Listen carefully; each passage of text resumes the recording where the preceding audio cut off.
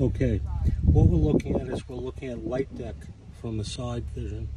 Okay, you have light deck, which is a 6-inch base unit, and you have an 18 gauge stud, which is 12 inches on center. You have the hat, which is here, which in this case it's a 6-inch hat as well. So you have a total aggregate of a 12-inch composite deck. There's going to be a 4-inch deck placed on top of it.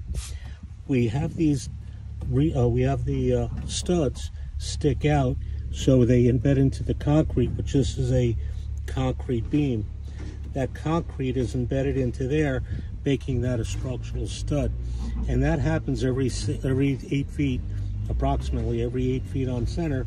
We have a con lock, that was part of another discussion, which actually lets the concrete pour into the stud just a little bit, just to embed this stud into concrete.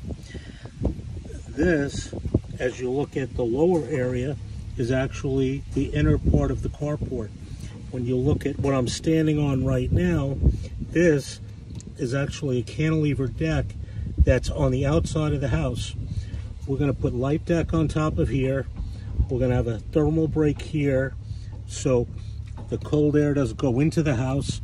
And this is going to be a poured, monolithically poured cantilever deck.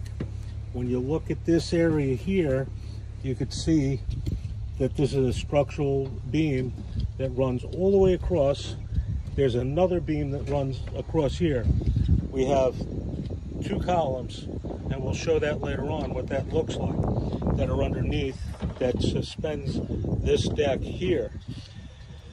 There's another 5 feet beyond there, which that 5 feet cantilevers beyond this structural concrete beam. Okay, and we're going to go into that when we start placing the light deck, is exactly how that looks.